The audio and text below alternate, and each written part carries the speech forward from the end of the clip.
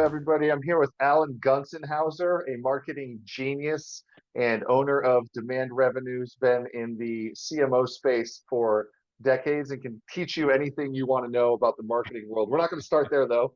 Alan, thanks for being here. Uh, we spoke right before you hopped on here about how you were 10 years old and you figured out some stuff with the radio and got to talk to a bunch of different countries. How did we get into that? And talk to us about those early years where you said, "Hey, I want to play with some tech." Hey Nick, great to see you, and thank you for inviting me on your podcast. So, I'm originally from Rochester, New York, and I think I had a transistor radio that my sister broke, and when she used it, and then I went to the industrial arts department in middle school and saw that they had this radio. It is really cool. A bunch of people around it.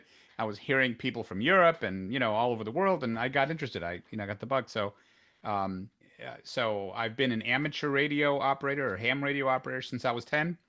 And it was kind of interesting. I met a lot of people. I traveled through Europe. People came to visit me. I traveled through Europe visiting them.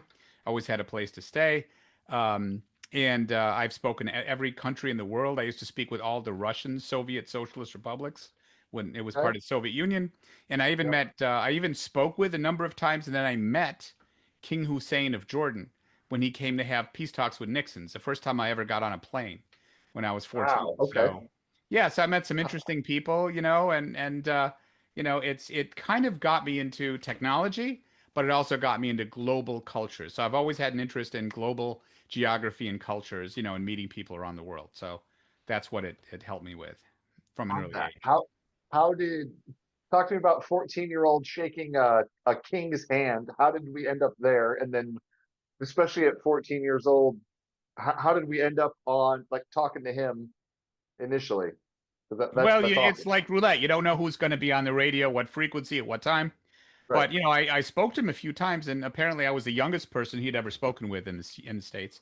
And when he came over, he wanted to meet some of the amateur radio operators he had been speaking with, and he had a friend that kind of coordinated it. And I went there with about 8 or 9 other folks, and we met at the Blair House, which is across from the White House where he was staying. And the government presented him also with a radio. And when I was young, my grandfather helped me with my first radio and put up antennas, and it's the whole thing. But yeah, so that's how we had spoken a few times, and he was just a really nice guy, nice man, even though he was a king of a country. And he was the one really that opened up peace in the Middle East before any of Okay. the others, before Egypt or any of the other countries way back then.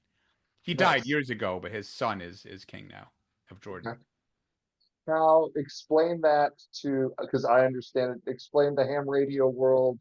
And are we talking similar to early and mid 90s chat rooms, or way more complicated than that when we break it down? It's you have a radio receiver and transmitter that receives signals, either voice or code. So I know Morse code, 60 words a minute in my head. So I would talk to people on voice or code.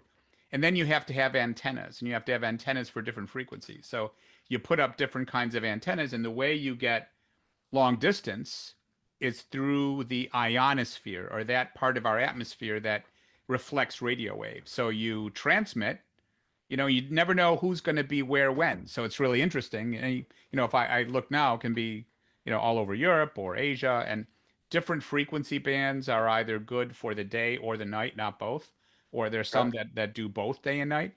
So it's a lot. It's kind of cool because you learn a lot about radio technology. You learn a lot about propagation, about antennas, and which frequencies are best to get, which parts of the world when. So, it's a whole thing I was into. I don't have as much time for it these days, but it's something, I had towers in different locations. I don't have that now anymore. You can do some of that on the internet and access stations remotely, which I do more. So yeah, Wa- Was that a dad thing or a grandpa thing? Because that's a no, how was or is that just that I'm interested and I'm I'm gonna figure interested, and this I out? started and I learned, and I got my first license when I was 10, and I got the top license when I was 14, about 5 or 6 of them. Nice. Yeah, it was Nice. kind of, yeah, it was the best part of it for me is I learned international geography. I can tell you capitals of any country, but I also know all the remote islands that no one's ever heard of that only penguins live on, because those Nice. all count as separate countries. So there's actually about 370 countries, and I have like cards for me. It's the whole thing. So Okay. enough about that, but it's something that Yeah. I've done since I was very young. All good. No, it makes sense. And then talk to me about from going from that to the formative school years. How did you decide, hey, here's what I want to do in high school or college to say, hey, here's what I want to do in the business world? I had a buddy in high school that moved from Rochester, New York to Philadelphia with his parents. And he said, it's cool. I like the school here. Come on over.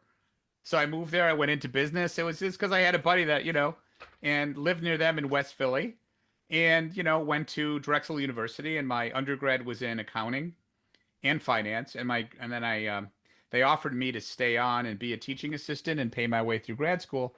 So I had an offer from GE I turned down. It was at the time, a long time ago, I'm dating myself. It was $14,500 to be in the GE financial management program in New York City versus get my master's for free. So I opted for number two.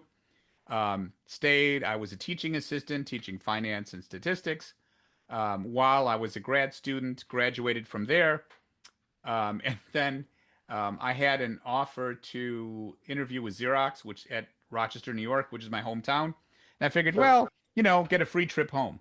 So I Yeah. interviewed and I had two offers from Xerox. I started there, and that was the first 11 years of my career. Okay. Yeah. Nice. And this is back when Xerox was huge, everybody. This was not Yeah. not that Xerox is not huge now. What did, especially going from Xerox when it was techie to Panasonic, what did you learn those inside of that first, let's call it 12, 15 years of that career, either on the innovation side that you still use today? So first 10 years, and I'm also dating myself. One of my roles at Xerox is I was a product marketing manager for the fax business when fax was really growing. And we developed and marketed the first ever plain paper fax machines. When they were, remember all that thermal paper everybody hated? So we did a research study to find out, what are the big issues and problems with fax machine? What do you love about them and what do you hate about them?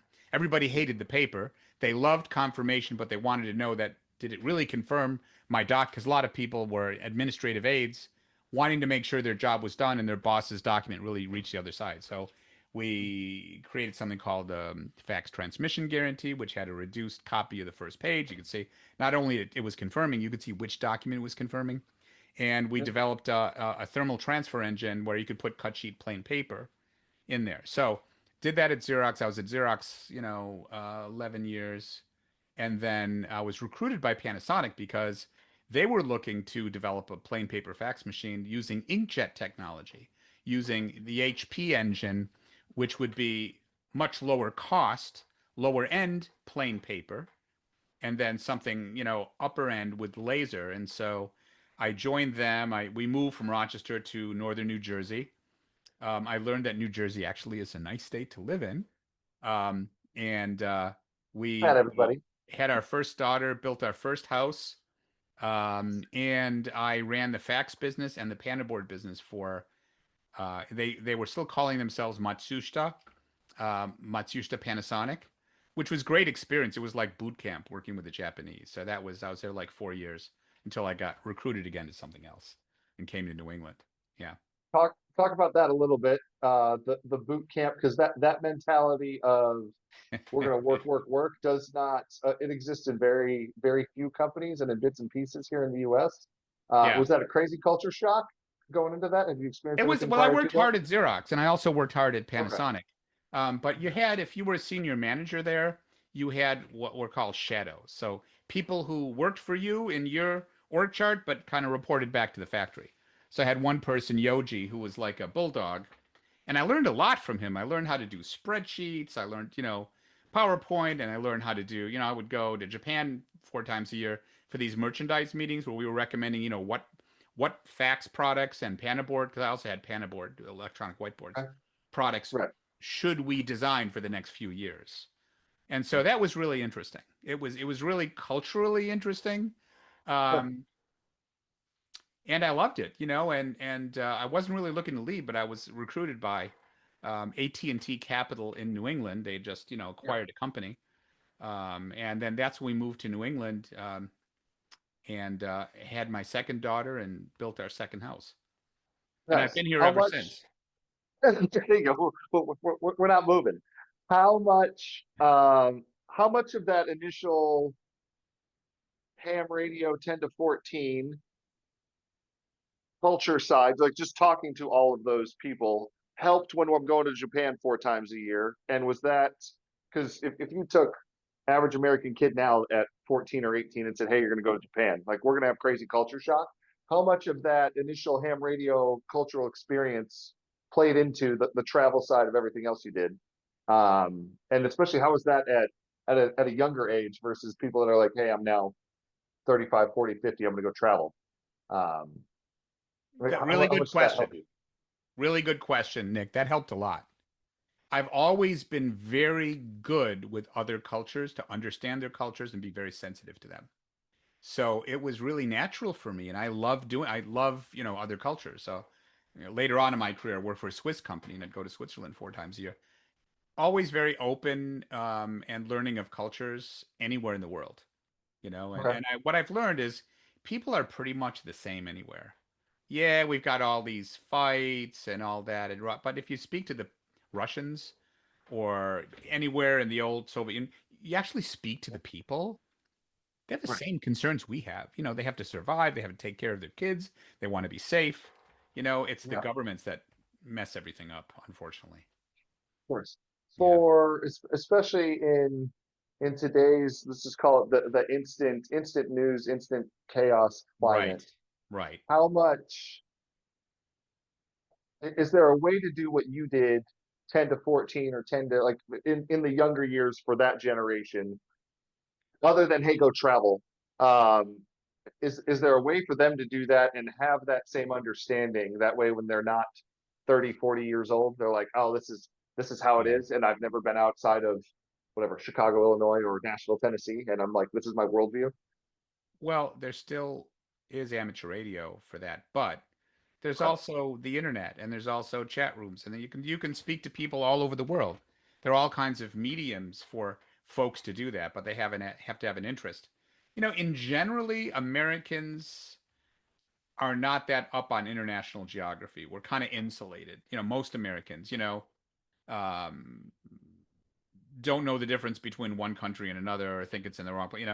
So you have to have an interest in that. And what I've learned is when you meet people from other cultures, it's a great education, really is. Um, do you know who Phil Rosenthal is? I know a Rosenthal. I don't know if it's Phil. Phil Rosenthal. What? Do you ever watch Everyone Loves Raymond? Yeah. And so he was the producer of Everyone Loves Raymond, Okay. and Okay. for years. It was, a real hit. And then he has a show where Eating with Phil, I think it's called. It goes all over the world, kind of like Anthony Bourdain did, Yep. Okay. right? I got you. And Yep. he says he's the scared version of Anthony Bourdain. He's funny. He's always smiling. We actually Right. saw him last night in Boston. My wife and I, guys, it was Nice. my birthday last month, and so she arranged that. And he he said very similar things. Like, people are the same the world over. You learn that. And let's spread joy around. Let's be positive and help people and understand people. And there's so little of that now. And he's promoting that with his show is in the eighth season, I think it's called Eating with Phil or something like that, where he goes like Uh, Anthony, Anthony Bourdain, right? I used to love him. He goes all around the world eating everywhere and shows how people, different cultures are very much like us. So I've always been a big believer in that. nice. Love that. And I also love because at the individual level, even in the US, at the individual level, people are people, right? It, it's Exactly. the Yeah. it's the hey, here's the narrative, or here's the chaos, or hey, here's the other side that you should be angry at, regardless of which side you're on, if you're on the side. Yep. But the day-to-day conversations, especially in the current climate, people are like, ah, X, Y, or Z. I'm like, what are you doing? Like, is it directly impacting you? And if it's not, why are we doing cartwheels about it? And what else is the next thing? All these echo chambers we have today. I mean, what, and it's just the one thing I'll say. Look, yesterday was the anniversary of 9/11. Now, remember, everybody knows where they were on 9/11. I was at the gym working out, watching the monitors, and I couldn't believe what I was seeing. When 9/11 happened, there were no Republicans. There were no Democrats. There were no independents. We were all Americans. We were all together. Politics didn't matter. We were all Americans. And does it have to take something like that to make us realize that again? You know, it's it's a shame. We're It is. all It really part is. of this country. We need to understand each other and work together. And I don't want to get into politics, but Yeah, yeah, no. Oh, good. yeah. Okay. Well, and that's like, and that was not the direction. The question was not a, hey, No, I Alan, know. let's I dive know. into this. It Yeah, was very much people are people, right? And exactly. how can I make the little spot around you better every single day? And guess what? Whole world eventually gets a little Yes. better. At some point in the career, you said, "Hey, the marketing world is where I want to live." How did I go from the, let's call him the tech guy that still exists, to marketing is going to be where I focus the majority of my professional career? Well, that was at Xerox. So I first started in customer administration, then I went in corporate audit, didn't do any financial auditing. It was operational consulting. And then I went into market research. When I went into, because I like the analytical and statistical and all that, because I, was in finance before. And when I got into market research, we were doing field tests for different marketing groups and product groups. I got into doing that, field tests and beta tests and that kind of stuff. So I got interested in marketing there. Then I went into a product marketing function that was a fax product marketing function at the time and really enjoyed that. And then I went into channel marketing. And then I wanted to get some sales experience because at Xerox, it was like getting your ticket punched, and I always wondered how I would do in sales. And I loved it. I mean, I took a territory, I more than doubled it. I made President's Club and I proved to myself, yeah, I can carry a bag, I can do sales, and I really enjoy it. So it was something I was proving to myself. I took a pay cut, a 20% pay cut, and I doubled my income when I was in Right. sales from that. So I did that, and then that's when Panasonic recruited me Okay. to run their fax business. And so it was something at the time I had a lot of experience in, and it was a higher level marketing position. Yep. It was a national marketing manager, so that's kind of when I first was approaching CMOs, and then when I was recruited by AT&T Capital, it was more of a CMO role, and then from there I had other roles with different companies over time. A lot of What transitions. talk to me about that initial. Was this a toe dip into sales, or was this I'm jumping into the deep end and I'm going to figure it out? How is that really the aha, believe in myself, Alan, I can do this, versus the other roles that you had prior to? Well, part of the culture at Xerox is that to have credibility, sales experience really mattered. And I worked with salespeople. I trained them at our training center in Leesburg from a product standpoint, Yeah. and I wanted to prove to myself that hey, I can do sales, and I thought it would help me in my marketing career, and it really has. So the Okay. combination of finance, sales has always made me a better marketer and CMO because I can Nice. understand the internal audience and help get alignment better. Right. Well, I also don't have the sales marketing chaos that I'm sure exists in Right. half There's the a lot of companies in that. the world. Yeah. How was there an aha moment in your sales career where you said, "Hey, this was cool. I've checked this box, and now I'm going to go to this other side," or did we just not enjoy the trips and everything that comes with the sales side of the world? Well, it wasn't that at all. I really enjoyed it. I would have stayed in sales. Okay. Um, but I was recruited by Panasonic. More Okay. money, Okay. run a big marketing group. Sure. And timing is everything. And yeah, we weren't looking to leave. I was from Rochester originally. It was northern New Jersey. It was like, I learned what traffic was. We moved from Rochester to New Jersey and Real. what housing prices were.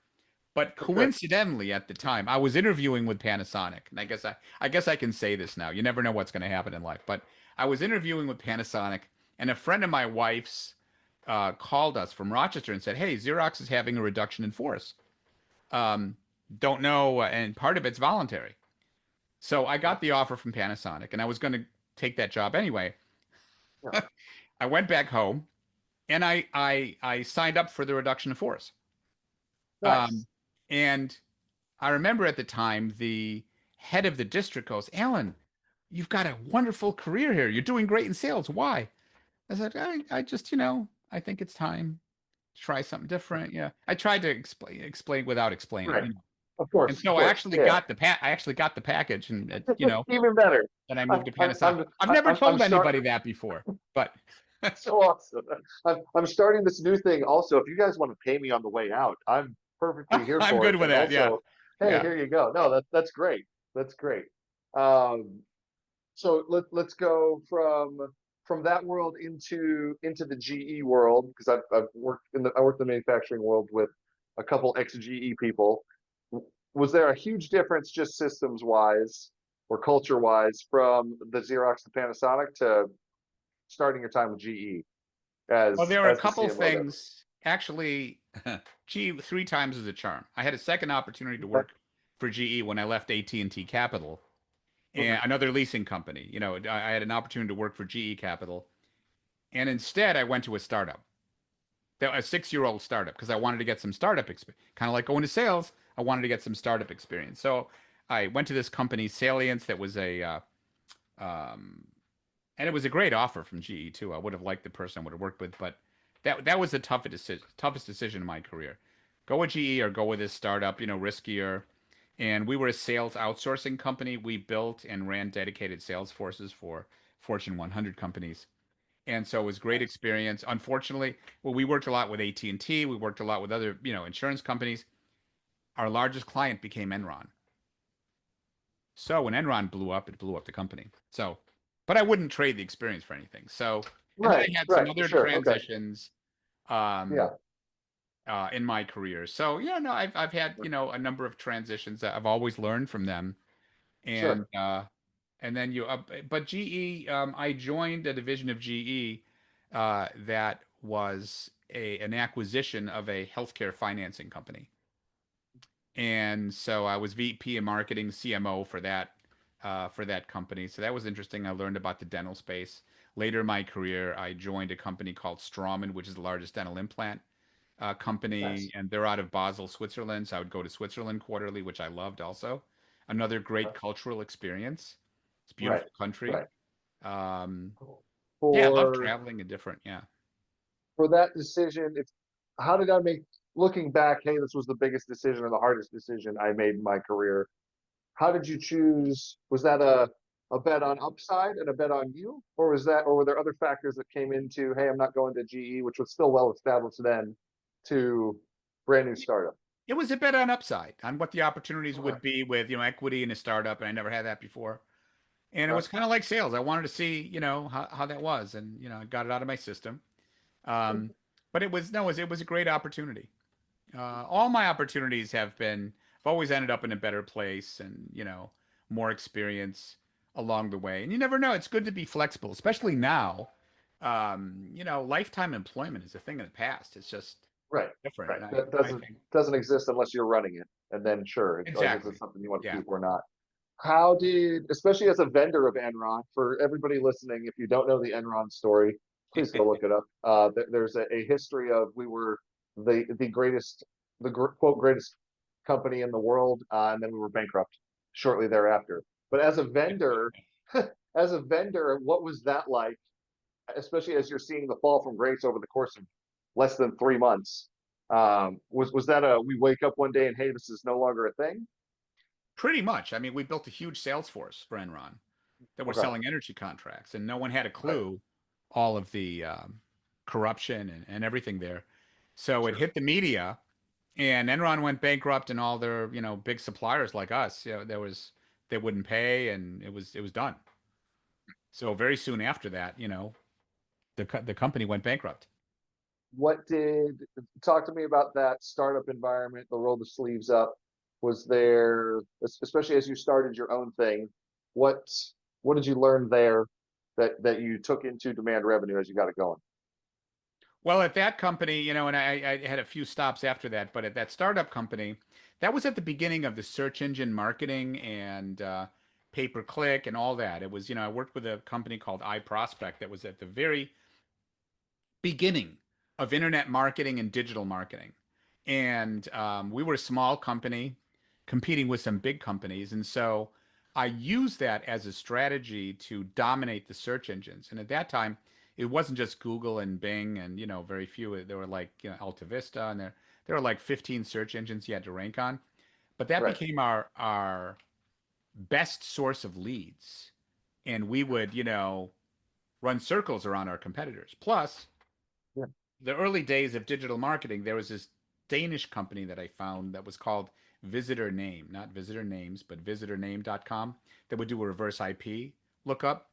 So you could see who was coming to your website. So what I was doing with the inside Salesforce is saying, okay, we have these outbound email or other programs that we're doing. I can tell you who looked on our website. So it's the perfect time to reach out to them. Don't tell them that they looked at our website. Play dumb, Right. but here, now would be a good time to reach out to them.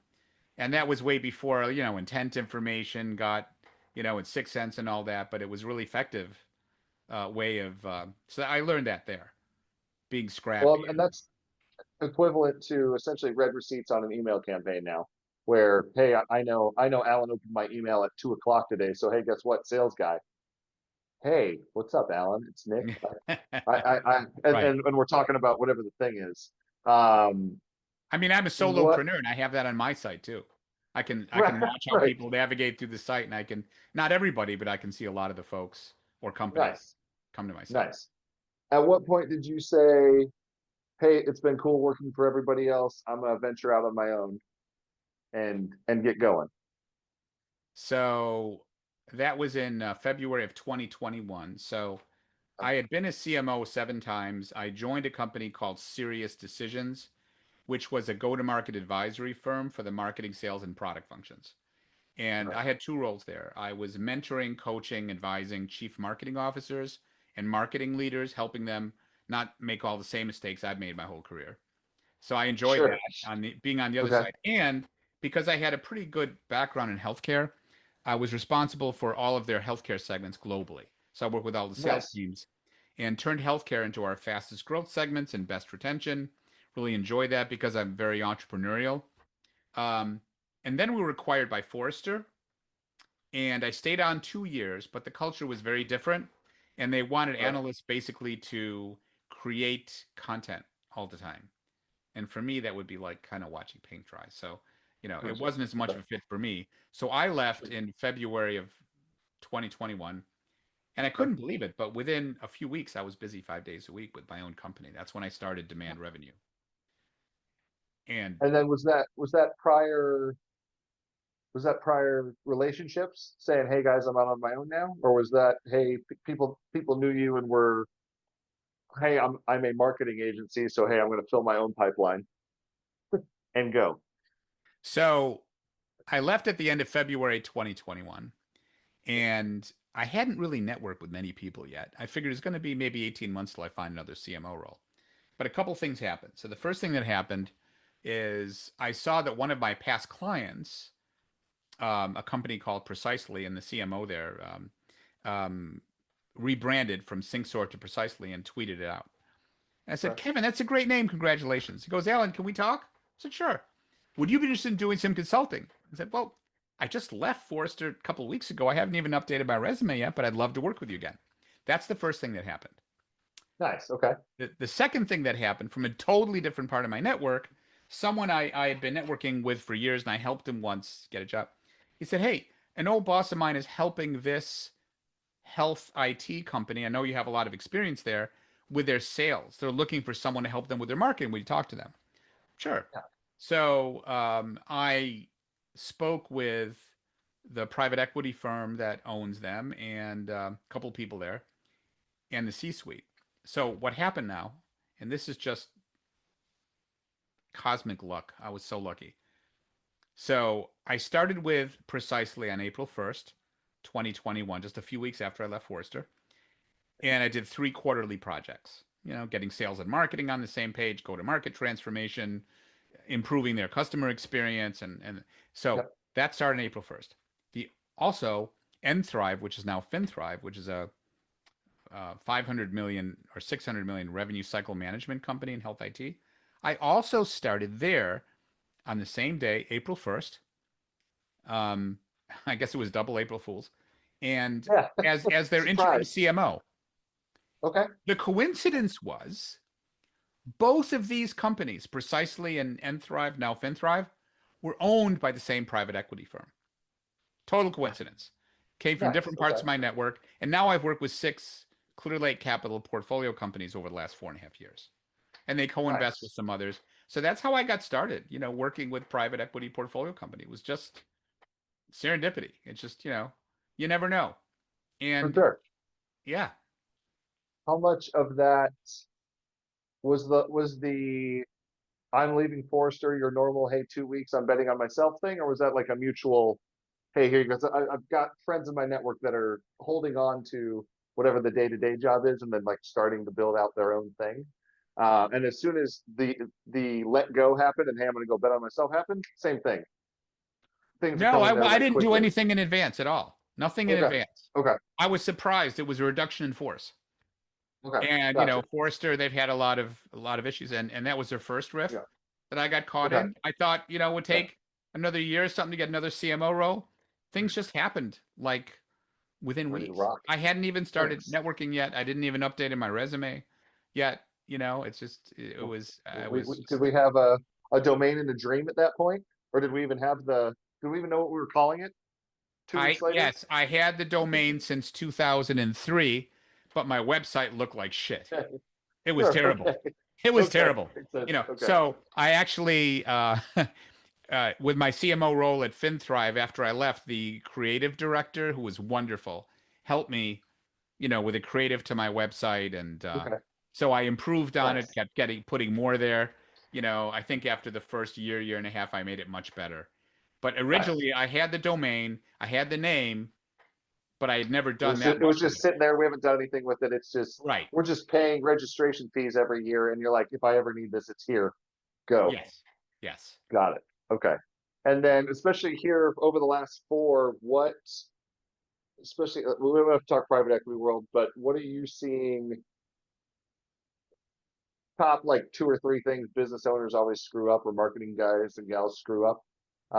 And then is there a gap somewhere that is more so guerrilla marketing, the hand to hand side that people should be doing that they're not right now?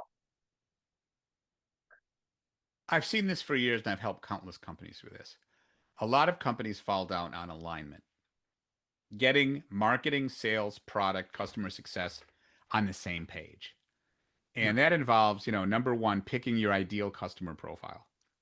Who are the customers you can bring on easier, get, good win-loss ratios, but you retain and you grow over time? What are the cohorts of customers that are the best fit with your value proposition? And they get all the pistons firing in the same direction: marketing, sales, product, customer success.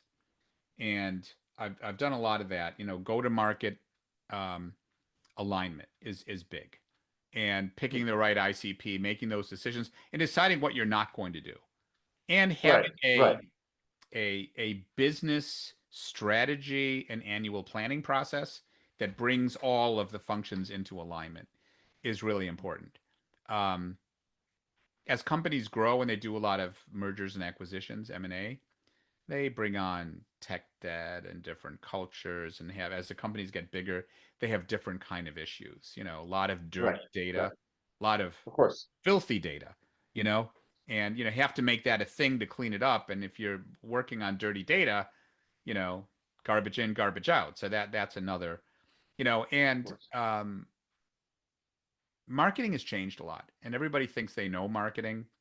And some people think marketing is either spending money or it's a coin operated demand engine. And there's Just run the ad. Just put it into ads. We're gonna get leads. It'll work. And you're like, right. that's not how this thing works. No. And, it's not just about performance marketing and demand, Sure. because you have to pick the right ones on the front end. But if once, you can go through, depending on your size, you go through inflection pivots. When you're a startup, you've got to get problem market fit. If you're successful there, you move on to product market fit. And if you're really successful there, you move on to platform market fit. And the questions and the growth issues are different along that journey. But if you think about not in the rear view mirror what your revenue and profitability was, but how do you plan revenue and profitability for the future? It's all based on creating a remarkable customer experience, Sure. making sure you retain and grow the customers you have, and that you're really Makes remarkable sense. to them. And marketing should not stop at new business at all. You know, retention and expansion is really important. Yeah, And so I for see sure. that a lot, an How opportunity to much? improve that. Okay. And then how much for, especially in the, because I play in it a little bit, but I've got clients all the time. They're like, Nick, we're just going to go spend money on ads, or we're going to go do X, Y, or Z. It's like, cool. Are we doing brand awareness campaigns? Like, do we understand that that's a whole arm of this that you're completely missing? If people have no idea who the hell you are, versus, hey, I think I'm going to go run this, whatever, Google, Facebook. You pick a platform ad, and I'm going to put money into this. I'm going to get the rest of it out. Do you see people? Do you see people shying away from the brand side more than this is just the thing I can turn on, or is that just Nick's experience here with who I've been working with? No, you're absolutely right. A lot of companies shy away from branding investments because they think it takes too long to see results. But that is very short-sighted and it's wrong. And part of it is some marketing folks don't know how to explain what the benefits of brand investments are in financial terms that the CFO and the board will understand. If you start saying, look, brand investments, that's our future pipeline. Yeah, we're looking at Q2 and Q3. Do you want to have a pipeline next year? That's brand investment. Do you care about win-loss ratios? You know, do you care about people knowing who you are and you have at bats? Because only 5% of companies are in market now trying to make a purchase decision. What about the 95% who aren't? Do you want them to know who you are when they're ready to make a purchasing decision? Do you care about pricing power? You don't get any of that without brand investments, or it's a lot harder. And you make your salespeople work a lot harder if they don't know who you are.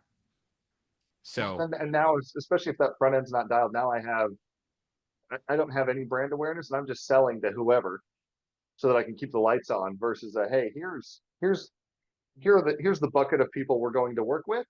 This is it.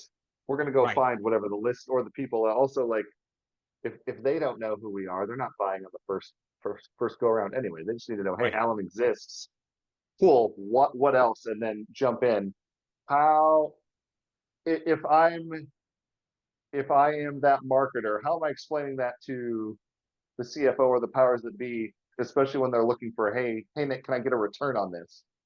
Like, yes, at some point, but I don't have a finite something where I can say, hey, we threw $1,000 into ads and we got $10,000 in business. Go. How do I have that bigger picture conversation to where, Yeah. especially my Circle X CFO is going to get it versus hey, this is red on the P&L. Okay. No. Are we a B2C company or a B2B company? If we're a uh, B2C company or we have an e-commerce, then yeah, yeah, put money in, you'll see what comes out. Or if we do deals at trade shows, right, you'll right, see money come out. If we have an e-commerce function, you'll see money come out for investments like that. yeah, If you're a B2C company, you'll see money come out generally.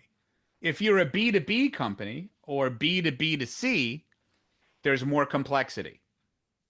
You have a sales force. You need to enable that sales force.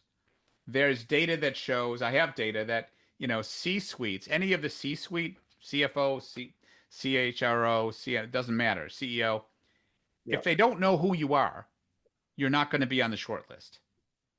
So, don't just look at immediate return in the next quarter. Look at your win-loss rates over time. Look at your pricing power. Look at the number of at bats you have. You have to have the right metrics that measure the effectiveness of brand investments over time.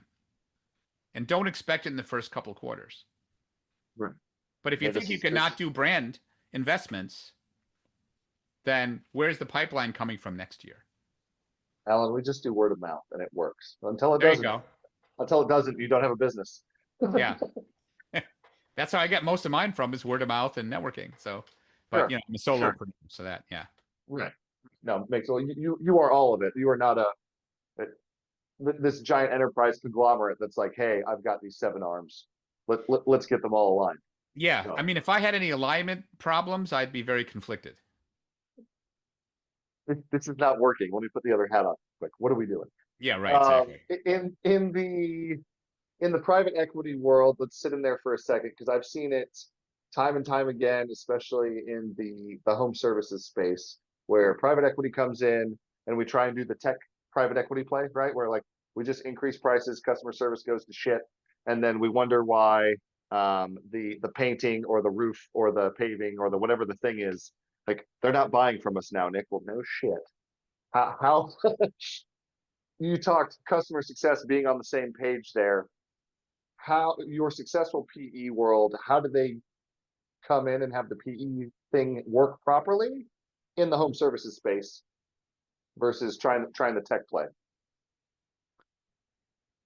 Well, the first question I ask is churn. Okay. Do we have a customer churn issue? What's our gross revenue retention and what's our net revenue retention? And if we have a churn issue, do we know why? Do we do net promoter score and ask customers, what they, you know, the ones that are advocates, what do they love about us, and the ones that are not, what do they hate about us, and what are the issues that we should change, and there's a correlation between that and churn. So, you need to look at the causes of churn, see which are controllable, put them into buckets, and then you need to act cross-functionally on what they're telling you if you want to continuously improve the customer experience. So you can, if possible, you can reverse detractors. But one cause of churn might be the wrong ideal customer profile. Sales is trying to, bring anything on, but you're really not capable of providing a great customer experience. So they're going to churn, and it's going to, be negative to your brand as well. So Right. that's I where I brought like to. somebody in. They're not my ideal customer. We didn't have the outcome we should have had because guess what? They're not our ideal Right. customer. You may want Uh, them to churn and, go after who is right, ideal.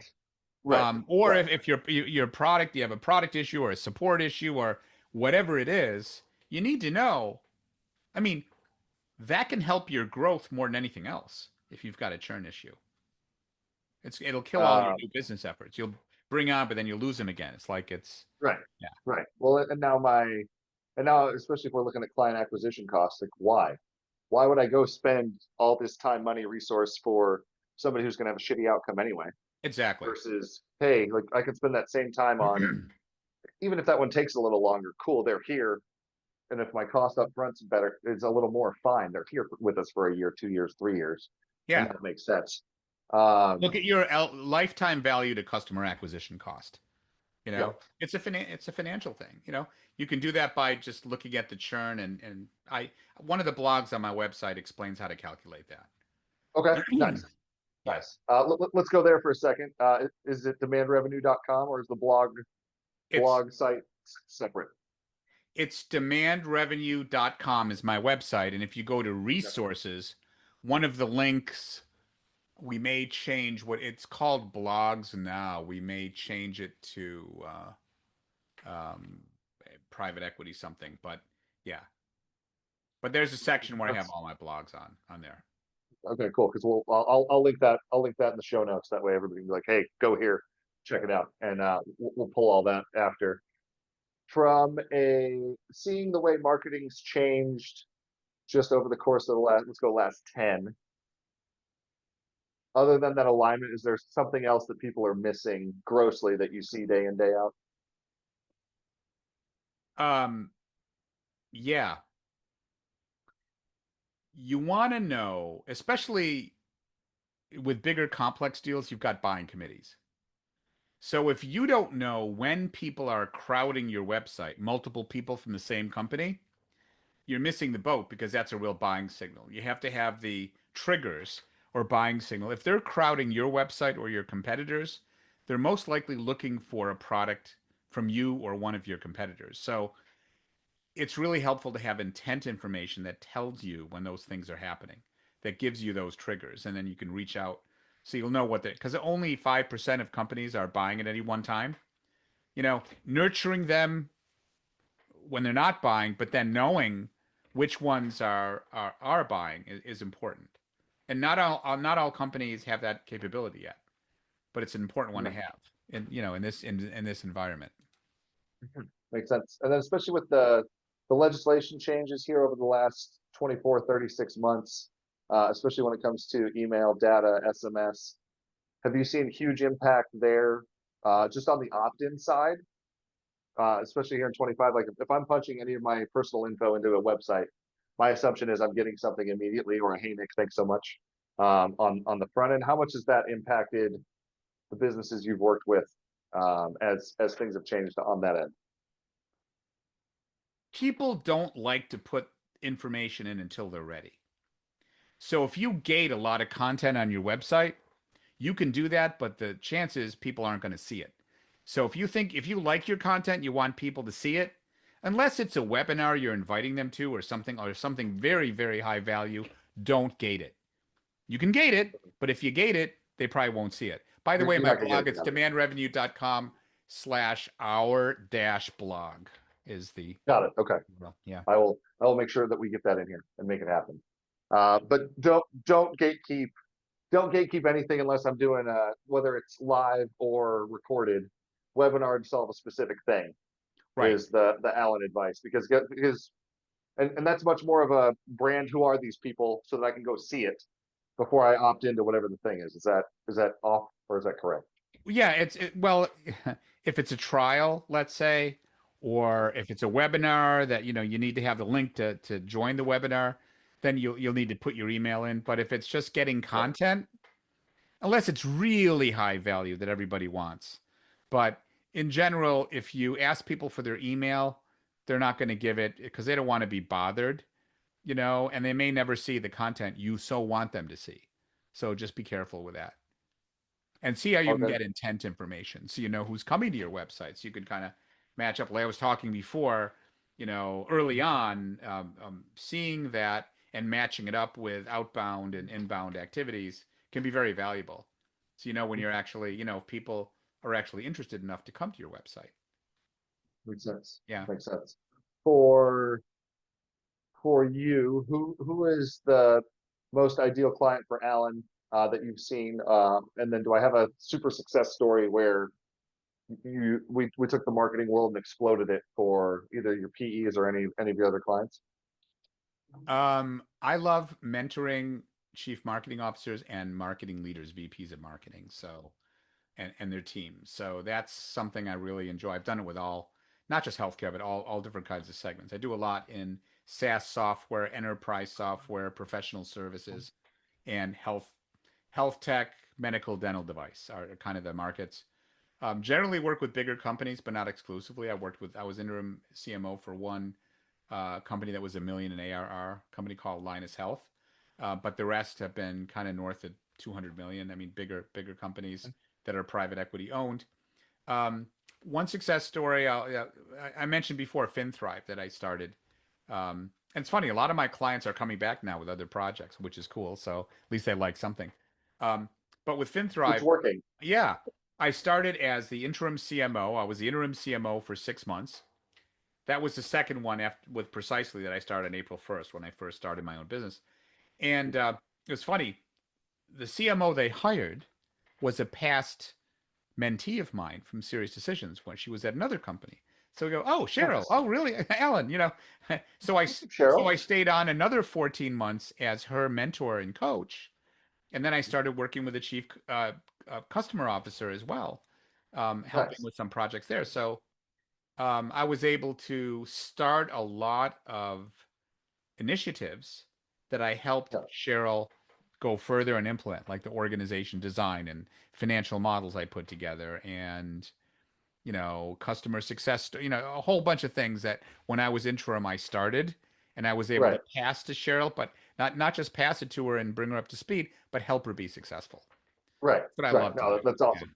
Yeah, that's great. How did you become, especially when you're starting off on that mentor mentee journey? How did Alan become the guy who I go to for marketing and build that trust that, hey, this guy is the expert or the subject matter expert in the field as you were growing That's when I started at Serious Decisions because that was my job for 6 it? years, Okay, mentoring okay, CMOs. So that kind okay. of, experience and Yeah, knowledge that I really enjoyed doing that transitioned to demand revenue to my own business. And being a CMO, 7 times, I've now been interim CMO 4 times after that. So how much of that, especially as the coach or mentor, how much of the stuff you dealt with people just on the individual level was between the ears versus a knowledge thing or a tech stack thing that you jumped into? I can be dangerous on tech stacks, but I'm not, Okay, I don't have the fingers and toes, so I bring in other vendors. So when I okay, explain what I do, I have, three benefits. Strategy, I'm big on strategy, leadership, and my network. So I have people I know in my network I can bring on to help with all right, kinds of things. So nice. none of us know everything, you know? Right, It right. takes a village. And so I've kind of built that village over the last 4.5 years, and I work with some very accomplished individuals and vendors that can help with things like that. Um, Nice. and the way I am as a coach is I'm a little different because a lot of coaches are like leadership coaches and communication coaches. That's part of what I do in getting alignment. But because I've been a CMO 11 times, I also help with all the marketing things that CMOs need to do. So I'm that combination. And since I've been in finance and I get along well with CFOs, that helps, CMOs a lot too, because CMOs need to go from being tactical to strategic and speak the language of finance and the board. And I help them through that. Nice. Nice. Yeah. Okay. How much of that's attributed to just worldview communication that you grew up with in the travel? Is that where you, or was that just there's no way it was just the work, the undergrad in finance? But how much of that was how do different people communicate that you learned along the way versus the hard skill on the finance side? Maybe it's a combination. I don't know. And I haven't thought of it that way. I mean, I think my Okay. finance background, I also taught some courses at a local university in Okay. marketing and finance and how you get as a marketing person, how do you speak to CFOs and CEOs and get your marketing programs approved? So I've Nice. Okay. always, it's always been an interest of, how do you speak that language and get Right. credibility?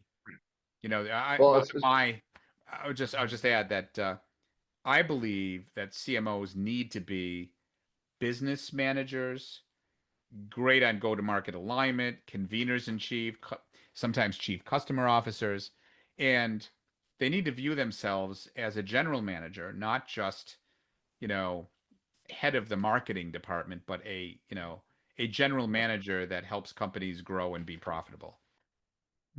sure. If I am just the marketer and I have no finance background, do I have a crash course I could go take or a spot that I could, like, what would that look like if I'm the marketer? And all I know is Alan, my CFO, keeps saying no because I'm not speaking his language. Um, is there a spot for them to go to be dangerous enough to say, hey, Alan, here's above the line, here's below the line, here's where I help, here's the Yeah, campaign, we should do it. I could help them with that. Speak the Okay, language. That's okay, what I sometimes do. And it's whether it's cost volume profit analysis or it's uh, the financial statements or it's learning what EBITDA is or with private equity learning what multiples on invested capital means because that's their main metric. Or if it's how do you convert I need money for brand to what the benefit of brand is financially. Um, there's a lot that people can come up to speed on. So Nice. Alan, what does the world not know about you that you want them to know about you? I don't know. Okay. I just want to help people and companies. I mean, it's like um, that's a good question. I don't know. I don't know how to answer it. Okay, all good. No worries. Where can people find you if they want the marketing knowledge? And thank you for your time today. Thank you for inviting me. So, Of course, man. because my name is difficult to spell, the easier email is ag@demandrevenue.com.